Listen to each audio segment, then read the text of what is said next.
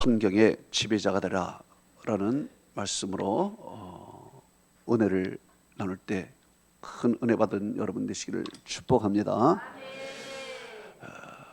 새벽 예배에 에레미야와 에레미야 애가가 끝나고 에스겔서가 시작이 되었습니다. 에레미야와 에레미야 애가를 공부하면서 참 안타까움이 많았습니다. 하나님을 섬겨야 할 이스라엘 백성들이 하나님을 버리고 우상을 섬기고 도덕적으로 타락했습니다. 그래서 하나님께서는 바벨론을 보내서 그들에게 징계를 했습니다. 에레미야 선지자는 하나님을 섬기고 하나님께 돌아오라고 했습니다. 그러나 그들은 하나님께 돌아오지 않았습니다. 회개하라고 했습니다. 회개하지 않았습니다. 징계의 매를 수수히 맞고 바벨론에 항복을 하면 하나님께서 훗날에 더 큰 은혜를 주신다고 했습니다. 그러나 그 말도 듣지 않았습니다. 그리고 그들은 하나님을 의지하는 대신 애굽이라는 나라를 의지하게 됐습니다. 그 결과 에레미야의 말대로 이스라엘은 멸망이 오고 이스라엘 백성들은 죽거나 포로로 잡혀가게 되는 것입니다. 바벨론의 포로로 잡혀간 이스라엘 백성들은 유프라데스 강 하역에 그발 강가라는 곳에 모여 살고 그곳에서 강제 노역을 하게 되는 것입니다. 그발 강가에서의 그들의 삶은 참으로 비참한 삶이었습니다. 그곳에서의 삶을 시편 137편 1절에서 4절에 잘 나타내주고 있습니다. 그것에 이렇게 기록하고 있습니다. 우리가 바빌론의 여러 강변 거기에 앉아서 시온을 기억하며 울었도다. 그 중에 보드라미에 우리가 우리의 수금을 걸었나니 이는 우리를 사로잡은 자가 거기서 우리에게 노래를 청하였습니다. 우리를 황폐한 자가 기쁨을 청하며 자기를 위하여 시온의 노래 중 하나를 노래하라 하였습니다. 우리가 이방 땅에서 어찌 여호와의 노래를 부를까? 이렇게 시편은 말씀하고 있습니다. 그러니까 그발 강가에서의 그들의 삶은 비참했습니다. 옛날 과거를 후회하며 살았습니다. 현재 신앙생활도 할 수 없는 상황입니다. 기도도 할 수 없고 찬양도 마음대로 할 수 없는 그야말로 삶이나 영적인 모든 것에 있어서 피폐해지고 비참해지고 바닥에 떨어진 것입니다. 그래서 그들은 절망의 나락으로 떨어지고 아무 소망이 없었습니다. 그런데 그때 하나님이 그들을 찾아오십니다. 에스겔서 첫 부분 에스겔서 1장 3절은 이렇게 말씀하고 있습니다. 갈대아 땅 그발 강가에서 여호와의 말씀이 부시의 아들 제사장 나 에스겔에게 임하고 여호와의 권능이 내 위에 있으니라. 내가 보니 북쪽으로부터 폭풍과 큰 구름이 오는데 그 속에는 불이 번쩍번쩍하고 빛이 사방에 비치고 그 불 가운데서 단새 같은 것이 나타나 보이니 라고 기록하고 있습니다. 자, 그들의 삶은 어떤 삶이었습니까? 절망적인 삶이었습니다. 하루하루 죽지 못해 살아가는 고달픈 삶이었습니다. 영적으로도 완전히 피폐되고 죽어가는 그들이었습니다. 역사 속이나 아니면 개인으로서도 가장 밑바닥에 있는 절망적인 나날이었습니다. 그때 바로 하나님이 그들에게 찾아오신 것입니다. 어떻게 찾아왔냐? 말씀으로 찾아오시고. 어떻게 찾아왔냐? 이상 중에 찾아오신 것입니다. 불이 번쩍번쩍하면서 하나님이 불같은 역사, 그들에게 임하게 된 것입니다.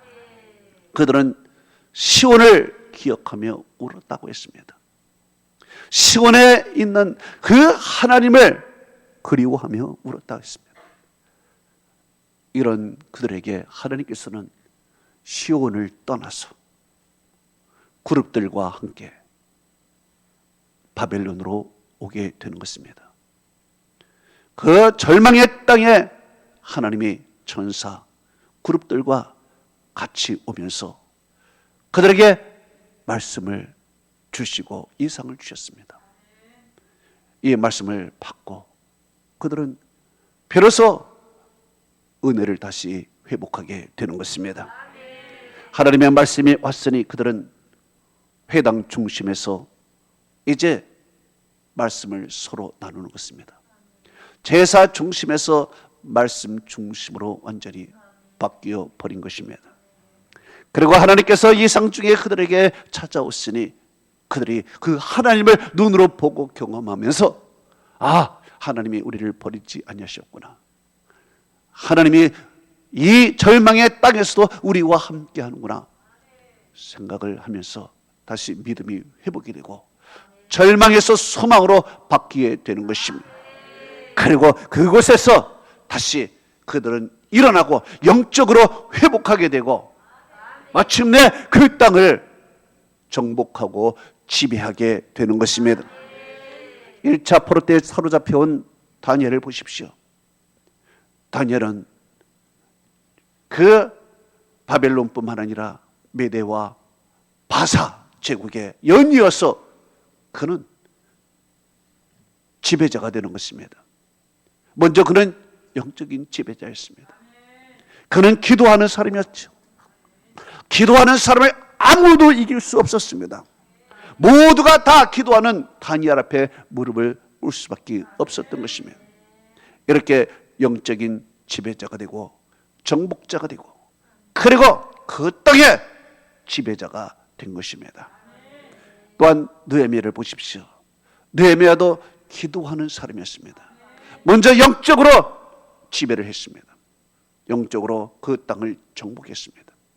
그리고 왕의 마음을 얻고 그 땅에서도 영향권을 행사하게 되는 것입니다. 그리고 그 영향으로 예루살렘에 와서 예루살렘 성벽을 쌓게 되고 그리고 그 도적들을 다 물리치는 것입니다. 또한 모르드게와 에스더를 보십시오. 모르드게는 왕담의 이인자가 된 것입니다. 그리고 그 땅을 정복하는 것입니다. 또한 에스더를 보십시오. 이방인으로서 그 땅의 왕비가 되고 왕의 마음을 사로잡고 그리고 유대인들을 구원하는 것입니다. 결론적으로 이들은 모두가 다 영적인 정복자였고 그 땅을 지배한 사람들인 것입니다. 어떻게 그것이 가능할 수 있었습니까? 하나님이 그들과 함께 하시고 말씀이 그들에게 임하시고 권능이 그들에게 임했기 때문에 그런 것입니다. 할렐루야. 인간은 어떤 존재였습니까? 그리고 이스라엘 백성들은 어떤 존재였습니까? 그곳에서의 이스라엘 백성들은 에스겔 37장에 보면은 마른 뼈와 같은 존재라고 했습니다. 마른 뼈는 어떤 것입니까? 마른 뼈는 무용지물인 것입니다. 마른 뼈는 스스로 할 수 있는 것이 아무것도 없는 것입니다. 이 마른 뼈에 어떤 역사가 일어납니까? 하나님의 영이 임하게 되는 것입니다. 에스겔서 37장 9절에서 10절은 이렇게 말씀하고 있습니다. 인자야, 너는 생기를 향하여 대언하라. 생기에게 대언하여 이르되 주 여호와께서 이같이 말씀하시기를, 생기야, 사방에서부터 와서 이 죽임을 당한 자에게 불어서 살게 하라 하시라 하라. 이에 내가 그 명령대로 대언하였더니 생기가 그들에게 들어가매 그들이 살아서 일어서는데 극히 큰 군대더라 그랬습니다. 할렐루야. 그렇습니다. 이스라엘 백성들은 그발 강가에서 마른 뼈와 같은 존재들이었습니다. 스스로 아무것도 할 수 없고 소망도 없고 살아있으나 죽은 존재들이었습니다. 그들에게 하나님의 영이 임하게 되니까 마른 뼈가 살아났어. 극히 큰 군대가 되어서 그 땅을 정복하는 놀라운 일들이 일어나게 되었다는 것입니다. 여러분, 우리들도 마른 뼈와 같은 존재들입니다. 마른 뼈와 같은 존재들이기 때문에 우리는 내 자신의 운명도 우리는 어떻게 할 수 없고 운명의 지배를 당하며 환경의 지배를 당하고 살아가고 있습니다. 내 스스로 할 수 있는 것이 아무것도 없습니다. 우리 자신은 다 마른 뼈 같은 존재. 그래서 우리는 환경의 지배를 받고 내 운명의 지배를 받으며 눈물 흘리며 근심과 걱정 속에 살아가는 존재들밖에 되지 않습니다. 이런 위에 우리는 하나님의 영이 임하시면 내 운명을 정복하고 내 삶을 새롭게 만들 수 있고 내 환경을 이기고 지배할 수 있다는 것입니다. 할렐루야. 이런 역사가 일어나는 거예요. 이것은 내 힘으로 되지 않습니다. 내 능력으로 되지 않습니다. 오직 하나님의 영으로, 하나님의 말씀으로, 하나님의 힘으로만 될 수 있는 것입니다. 그래서 스가랴 4장 6절로는 이는 힘으로 되지 않냐고 능력으로 되지 않냐고 오직 나의 영으로 되느니라. 사도행전 1장 8절은 또 이렇게 말하고 있습니다. 오직 성령이 너에게 임하시면 너희가 권능을 받고 예루살렘과 유다와 사마리아와 땅까지 이르러 내 증인이 되라 하시니라 그렇습니다. 여러분, 성령이 임하시면은 그들은 땅 끝까지 영적인 지배자가 될 수 있고 그리고 실제적인 정복자가 될 수 있다는 것입니다. 이 말씀을 받았던 제자들은 원래 어떤 모습이었습니까? 예수님의 십자가 앞에서 두려워 도망가던 사람이었습니다. 예루살렘이 두려웠습니다. 그 환경이 두려웠습니다. 그 환경이 자기를 죽일 것만 같았습니다. 그들은 생각하기를 나는 아무것도 할 수 없다. 이 환경에서 내가 할 수 있는 것이 아무것도 없다. 이 환경에서 벗어나자. 그래서 그는 예루살렘에서 벗어나 저 조용한 어촌으로 간 것입니다. 그래서 그곳에서 이제 환경의 지배를 받지 않고 살아가리라 마음 먹고 그곳에 갔지요. 그러나 물고기를 잡아도 잡을 수가 있나요? 물고기 하나 제대로 잡지 못하는 무능력한 사람이었습니다. 역시 이 환경에 의해서 그들은 배고파하고 삶의 고달픈 시간들을 그곳에서도 보냈습니다. 역시 그 환경의 지배를 받아오며 살았습니다. 자기의 운명의 지배를 받으며 살아왔던 것입니다. 물고기 한 마리도 잡지 못하고 절망적인 시간을 보낼 때 예수님께서 나타나서 그들에게 말씀을 했습니다. 요한복음 21장 8절에 그물을 배 오른편에 던지라 그리하면 잡으리라 하시니 그렇게 하니 물고기가 많아 그물을 들 수 없더라. 예수께서 그들에게 말씀하시고 의뢰를 주시니 이제 물고기를 잡았는데 그물을 들 수 없을 정도로 잡은 것입니다. 물고기도 주님 말씀에 순종하고 폭풍과 바람도 순종하는 것입니다. 자연을 지배하시는 예수님, 그 예수님의 말씀대로 했더니 자연이 그들을 지배할 수 있는 은혜를 베풀어 주신 것입니다. 이래서 이제 물고기를 많이 잡고 그들은 주님 앞에서 주님을 사랑합니다 고백을 합니다. 주님께서 그것을 받으시고 양떼를 맡기십니다. 양떼를 맡길 때 거저 맡기지 않습니다. 성령을 주십니다. 오순절날 성령을 너희들이 받을 것이다. 성령을 받으면 너희들이 땅끝까지 나가서 영적인 지배자가 되고 너희들은 실질적으로는 정복자가 될 것이다. 이렇게 그들에게 큰 비전을 주었습니다. 이 말씀대로 오순절이 임했을 때, 성령이 그들에게 임했을 때 그들은 변하기 시작한 것입니다. 성령을 받고 그들은 나가서 말씀을 증거한 것입니다. 그 전에 두렵고 떨린 그들 앞에 가서 담대히 말씀을 전했습니다. 사도행전 2장 14절에 베드로와 열한 사도가 함께 서서 소리 높이 이르되 유대인들과 예루살렘에 사는 모든 사람들아, 이것을 너희로 알게 할 것이니 내 말에 귀를 기울이라. 이전에는 어땠습니까?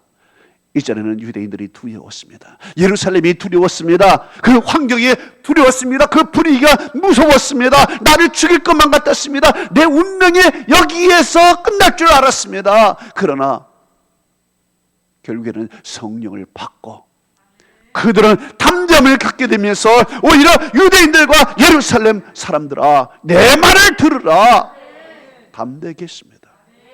여러분, 베드로는 자신의 운명을 정복하고 다스리고 더 나아가서 영적인 세계 정복하고 다스리는 것입니다.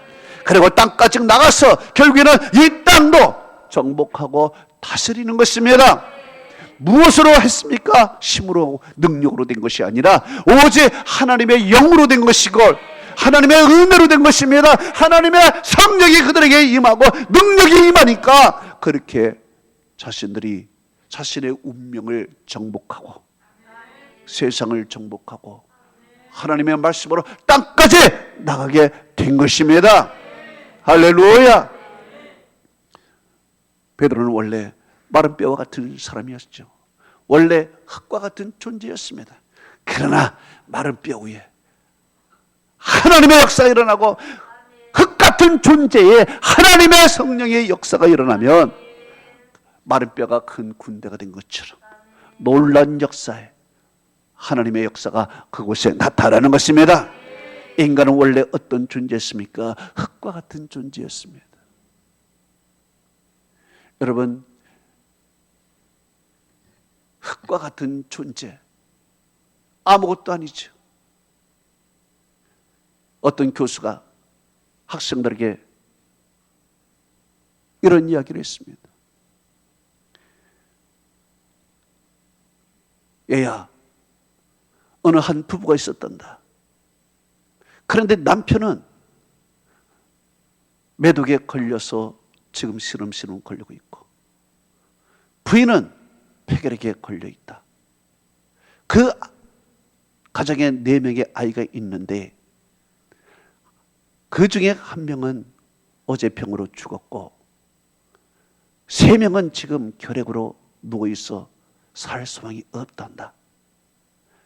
그 와중에 그 부인이 임신을 했구나. 어떻게 하면 좋겠느냐 학생이 물었습니다. 그랬더니 그 한 학생이 얘기했습니다. 선생님, 낙태시켜야 됩니다. 선생님이 말했습니다. 학생, 자네 방금 세계적인 음악가 베토벤을 죽였네. 그 불행한 환경 중에 5번째로 태어난 아이가 바로 베토벤이었습니다. 베토벤은 교향곡 5번 운명을 지은 사람입니다. 자신의 운명을 정복한 사람입니다. 그리고 그는 지금의 찬송가 64장 기뻐하며 경배하세의 원곡인 교향곡 9번을 지은 사람인 것입니다. 자신의 불행한 운명을 정복하고 세계적인 음악가가 된 사람인 것입니다. 여러분, 우리에게도 불행한 운명이라는 것이 있죠. 슬픈 것이 있습니다. 그러나 그 운명을 우리는 정복할 수 있는 것입니다. 다스릴 수 있는 것입니다. 할렐루야. 마른 뼈와 같은 존재라도 흙과 같은 존재라도 하나님의 역사하시면은 올해는 내 운명도 정복하고 다스릴 수 있는 것이고 이 환경도 정복하고 다스릴 수 있는 것입니다. 우리는 원래 흙과 같은 존재였습니다. 흙은 무용지물 아무것도 아닌 것입니다. 하나님께서 흙으로 만드셔도 흙은 스스로 일어날 수도 없고 아무것도 살아 숨쉬지도 못했습니다. 흙으로 만들어 놓고 하나님이 어떻게 했습니까? 창세기 2장 7절에 여호와 하나님의 땅의 흙으로 사람을 지으시고 생기를 그 코에 불어 넣으시니 사람이 생명이 된지라고 했습니다. 그 아무것도 할 수 없는 흙덩어리가 하나님의 영이 들어가니까 살아있는 존재, 영어로 리빙 비잉 됐습니다. 하나님께서 살아있는 존재가 되게 만들어주시고 그들에게 또 어떻게 했습니까? 복을 주신 것입니다. 어떤 복을 주셨습니까? 창세기 1장 28절에 하나님께서 그들에게 복을 주시며 하나님이 그들에게 이르시되 생육하고 번성하여 땅에 충만하라. 땅을 정복하라. 바다의 물고기와 하늘의 새와 땅에 움직이는 모든 생물을 다스리라 하시니라. 할렐루야. 하나님이 다스리는 복을 주신 것입니다. 그렇기 때문에 우리는 이 세상의 다스림을 받지 말아야 됩니다. 우리는 우상도 섬기지 말아야 되고 물질도 섬기지 말아야 되는 것입니다. 이 환경에 노예도 되지 말아야 되는 것입니다. 내 운명에 나를 맡겨서도 안 되는 것입니다. 우리는 기도하며 나를 만들어갈 수 있습니다. 우리는 하나님의 백성이요 하나님의 사람인 것입니다. 우리는 택하신 족속이요 왕같은 제사장이요 거룩한 나라요 그의 소유된 백성이라고 베드로전서 2장 9절에 말씀하고 있습니다. 그렇기 때문에 우리는 내 운명을 정복하고 다스리고 아울러 이 세상을 정복하고 다스릴 수 있는 권세가 우리들에게 있다는 것입니다. 사사기 6장 16절은 이렇게 말합니다. 하나님이 그에게 이르시되 내가 반드시 너와 함께하리니 내가 미디안 사람 치기를 한 사람을 치듯 하리라 그랬습니다. 이 말씀은 바로 기드온에게 주신 말씀인 것입니다.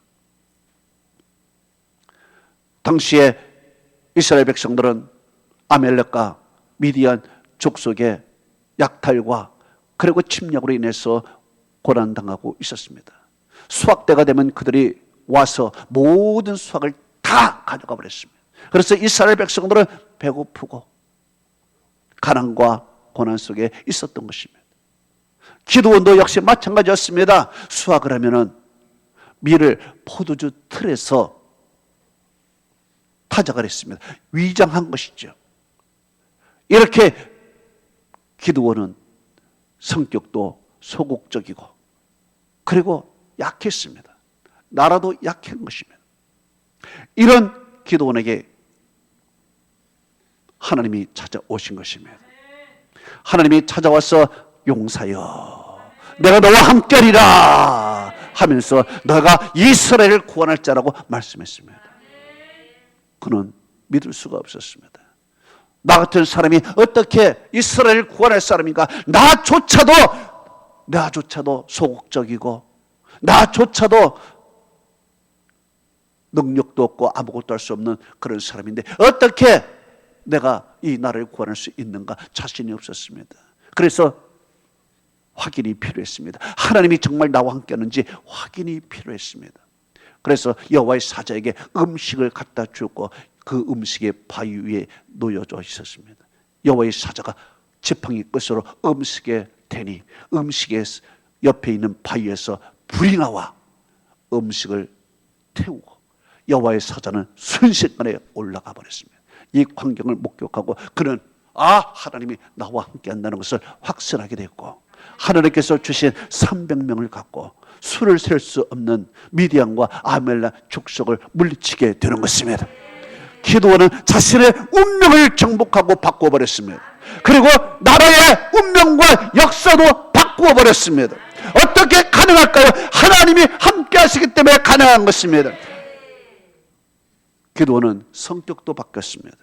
하나님께서 그의 마음도 바꾸게 만들었습니다. 그는 소극적이고 그리고 부끄러운 그런 사람이었는데 그가 어떻게 바뀌었습니까? 사사기 7장 24절에서 25절에 보니까 그가 이렇게 말합니다. 수로를 점령하라. 추격하라, 사로잡아오라, 죽여라 그랬습니다. 이 말씀 단어 하나를 보면요, 얼마나 공격적인지 몰라요. 점령하라, 추격하라, 사로잡으라, 죽이라, 그런 말을 과감하게 막 선포하는 것입니다. 소극적인 면에서 적극적인 면으로 되었습니다. 수비적에서 공격적이 되었습니다. 피지배자에서 지배자가 된 것입니다. 할렐루야. 자기를 정복하고 자기를 다스리고 자기의 운명도 바꾸어 버린 것입니다. 그리고 나라의 운명도 바꿔버렸습니다. 어떻게 가능할까요? 하나님의 영이 임했기 때문에 그렇습니다. 할렐루야. 세계에서 제일 건강한 사람은 에스키모인이었습니다. 북극에 사는 에스키모인이 세상에서 제일 건강한 사람이었습니다. 그 에스키모인은, 남자는 눈 덮인 그 산과 바다를 다니면서 고래를 잡고 사냥을 하고 그렇게 살았습니다. 뭐 영하 40도가 넘어가도 그들은 껐떡하지 않고 그렇게 살았습니다. 여인들은 얼음을 깨어서 물을 만들고 그리고 물고기를 잡아서 생활했고 얼음집에 가서 생활했습니다. 그것에 살던 그들은 세상에서 가장 건강한 사람이었습니다. 그러나 문명이 들어와 버렸습니다. 문명이 들어와서 그들의 삶이 바뀌었습니다. 얼음집에서 아파트로 가게 되었고 그리고 개썰매를 쓰는 대신 스노모빌을 타고 다니게 되었고 그리고 바다에서 산에서 일하는 대신 공장에서 편하게 일을 하게 되었습니다. 그 결과 그들에게 문명의 질병이 다가왔습니다. 그래서 그들은 지금 고혈압과 당뇨와 심장병 등 이런 병들로 지금 죽어가고 있고 마약에 죽어가고 있는 사람이 된 것입니다.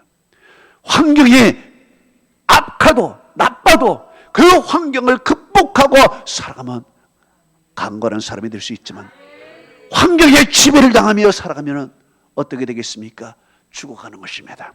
하나님께서는 우리에게 운명을 개척하고 이기고 극복할 수 있는 힘을 우리에게 주신 것입니다. 그리고 이 세상에도 우리의 영향을 미쳐서 우리는 이 환경을 지배하고 정복할 수 있는 것입니다. 왜 그랬습니까? 하나님이 말씀하신 것입니다. 생육하고 번성하여 땅에 충만하라. 땅을 정복하라. 바다의 물고기와 하늘의 새와 그리고 땅에 움직이는 모든 생물을 다스리라 하시니라. 이 말씀을 우리에게 주었기 때문에 우리는 얼마든지 내 운명을 바꿀 수 있고 얼마든지 이 환경을 바꿀 수 있는 우리가 될 수 있을 줄 믿습니다. 오직 하나님의 영으로 되느니라. 하나님의 은혜와 축복이 함께하기를 축원합니다. 우리 다 같이 눈을 감아 보십시오.